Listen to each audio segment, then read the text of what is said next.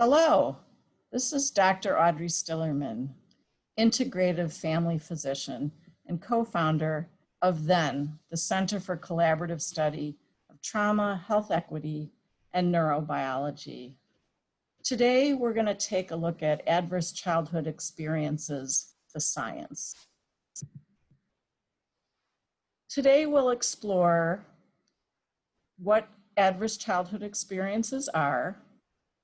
We'll take a look at the results of the landmark 1998 ACEs study, and we'll conclude with exploring how we can engage in sensitive discussion of childhood adversity with patients. Trauma is personal for everyone. Extensive research shows that traumatic experience is at the root of chronic illness, emotional suffering, and health disparities. In this lesson, we'll be discussing trauma, including abuse, discrimination, and genocide, that may be disturbing and can reawaken personal trauma. Let's begin with ACEs, the science. In 1998, Dr. Vincent Felitti, Dr. Rob Anda, and their colleagues published the first paper about the Adverse Childhood Experiences Study, a collaborative, large public health study engaged in by Kaiser Permanente, a healthcare organization in California, and the Center for Disease Control. This study, which was the largest public health study of its kind to date, surveyed 17,000 adults about their childhood experiences before age 18. The study strove to answer two questions.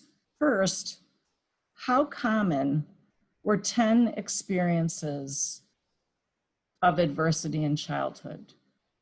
Abuse, neglect, and household stressors, including physical, emotional, and sexual abuse, physical and emotional neglect, and household stress such as a person in the household with mental illness or struggling with substance abuse use, domestic violence against the mother, a household member with incarceration, or parents who were separated or divorced. The study created a questionnaire to look at how many participants had at least one of these experiences. The second question that the study wanted to answer was, what is the connection between having any of these 10 experiences in childhood and adult health and well-being? What the researchers did was they assigned 1 point for each of the questions to create a score. The maximum ACE score is 10 if one answered yes to all of the questions. What this study found is that ACEs are extremely common. Almost 2/3 of the participant had at least one of these experiences before age 18. They found that ACEs are interrelated. In other words, if a person had one of these experiences, they were highly likely to have more than one.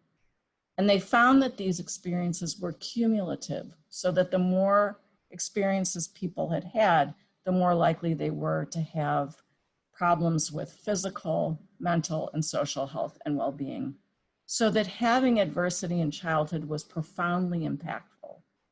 In fact, an ACE score of 6 or more increases our risk of dying a full 20 years earlier than the average American. Let's take a closer look at the dose-response relationship between childhood adversity and physical illness. As you can see, an ACE score of 0 versus an ACE score even of 1, but certainly of 4 or more, increases our risk of many physical health problems. Let's take another look at ACEs and mental health, and we see the same kind of dose-response relationship.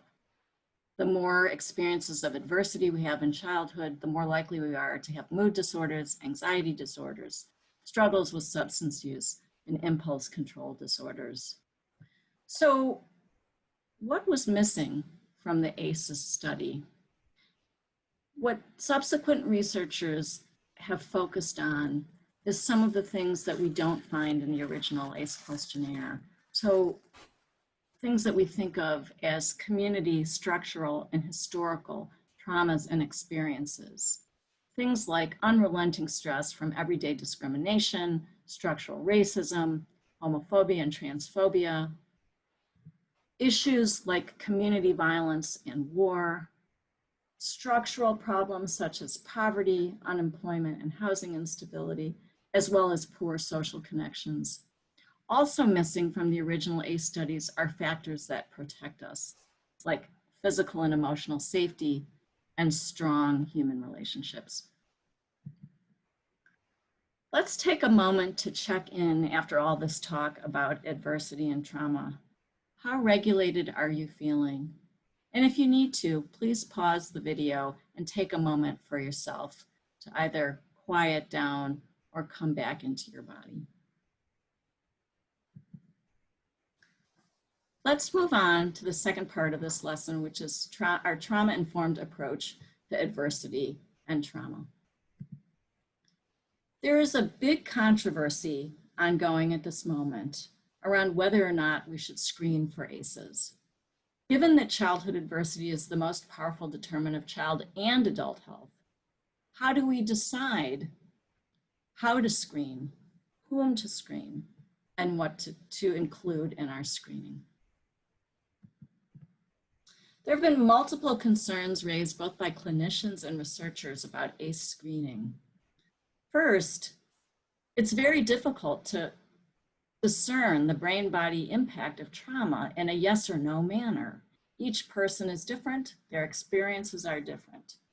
The impact of trauma depends on timing, frequency, and severity of experience, as well as the presence of protective factors and other individual characteristics. There is no one-size-fits-all approach. Secondly, screening can be very intrusive for patient or family, especially if they're not ready to discuss their experiences or they don't remember them. Thirdly, many traumatic factors and all protective factors, in fact, were left out of the original 1998 ACE survey. In addition, there's a growing body of evidence guiding us about whether to screen or not. The U.S. Preventive Health Services Task Force gives ACE screening an insufficient rating. In other words, there's not enough evidence to recommend for or against screening for child maltreatment in childhood. And the Preventive Health Services Task Force doesn't even address this question in adults. Secondly, we know that ACEs are extremely common. As we mentioned earlier in the module, almost 2/3 of Americans have a high prevalence of ACEs. And so in cases where issues are extremely common, we may want to pursue universal precautions, which means that we assume that everybody that we come in contact with has some exposure to adversity. So what if we take a different approach? As I mentioned, we can take a universal precautions approach, understanding that trauma is very common across the population, and just assume a history of trauma without asking. And make sure, again, that we focus on creating a sense of physical and emotional safety for our patients and for ourselves. Another possibility to notice that there are symptoms and signs of past trauma that present themselves and don't require us to ask about the trauma itself. So when we see sleep disorders, school problems, cardiovascular disease, or severe unusual illness, these problems are often rooted in developmental trauma. We also can think about inquiring about past trauma using open-ended questions. I just want to take a moment to thank our colleagues, Drs. Machtinger, Davis, Kimberg, and Lewis O'Connor for this work from their paper on trauma inquiry. So when we think about open-ended questions, we can think about exploring and supporting our patients. A very neutral way of beginning to enter this territory with our patients is to ask about sleep, with questions like, how are you sleeping, or how is your child sleeping? Sleep is a very neutral way to start exploring stress and trauma. Sleep is often the first thing that's disturbed by trauma.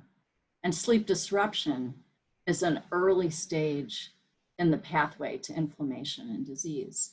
We might say, tell me about some of the highs and lows in your or your family's lives these days, or even tell me some of the high and low points across your life. What do clinicians need for successful trauma inquiry? Well, first, learning to interview patients about trauma is a skill. It is not something that we're born with. Skillful trauma interview requires creating a sense of safety and allowing the patient to pace the interview and lead the interview themselves, as opposed to having a clinician lead and pace the interview. Skillful interview requires knowledge of both child development, so a life course approach, as well as how trauma affects the brain and the body, including hyperarousal, dissociation, and loss of interoception. And for skillful trauma inquiry, practitioner self-care is a prerequisite. So in summary, ACEs are potentially traumatic events between birth and age 18. They are powerful determinants of health, and their impact is influenced by timing, severity, and presence of protective factors. Skillful trauma inquiry can be learned and is patient-led and patient-paced. Practitioner self-care is a prerequisite for trauma-informed work. Thank you for joining us